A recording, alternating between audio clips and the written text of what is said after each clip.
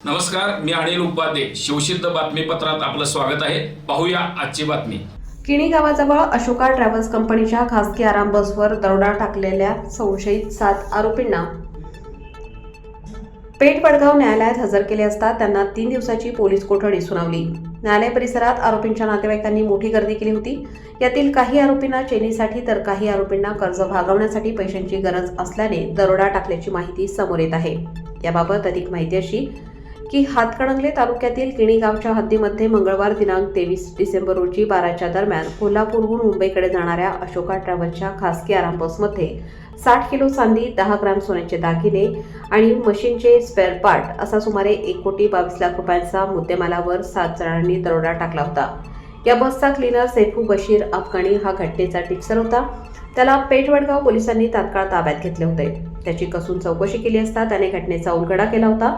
या प्रकरणी जिल्हा पोलीस प्रमुख योगेश कुमार गुप्ता, अपर पोलीस अधीक्षक अण्णासाहेब जाधव, डीवायएसपी अमोल ठाकूर यांच्या मार्गदर्शनाखाली स्थानिक गुन्हा अन्वेषण पोलीस निरीक्षक सुशांत चव्हाण आणि त्यांच्या पथकाने अवघ्या 12 तासात हा गुन्हा उघडकीस आणून या दरोड्यातील संशयित आरोपी अक्षय कदम, जैद बशीर अफगाणी, अमन लियाकत सय्यद, सुजल प्रताप चौगुले, आदेश अरविंद कांबळे, आदिनाथ संतोष विप्ते, सैफू बशीर अफगाणी यांना अटक करून मुद्देमाल हस्तगत केला होता. आज या सर्व आरोपींना पेठ वडगाव न्यायालयात हजर केले असता त्या सर्वांना 3 दिवसाची पोलीस कोठडी सुनावली आहे. संशयित आरोपींना न्यायालयात हजर करणार असल्याची माहिती नातेवाईकांना मिळाली असल्याने न्यायालय परिसरात नातेवाईकांनी मोठी गर्दी केली होती.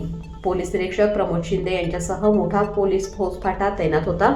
कोल्हापूर पोलिसांनी क्षणाचीही विश्रांती न घेता रातोरात तपास यंत्रणा गतिमान करून आरोपींच्यापर्यंत पोहोचवण्यात यश मिळवले. त्यामुळे स्थानिक गुन्हा अन्वेषण शाखा पेठ वडगाव पोलीस यांचे नागरिकांच्या मधून अभिनंदन होत असून पोलिसांनी चोरी, दरोडा सारख्या गुन्ह्यात तात्काळ कारवाईची भूमिका बजावल्यास गुन्ह्याची उकल होण्यास फार मोठी मदत होणार असून यामध्ये नागरिकांचे नुकसान टाळता येणार आहे.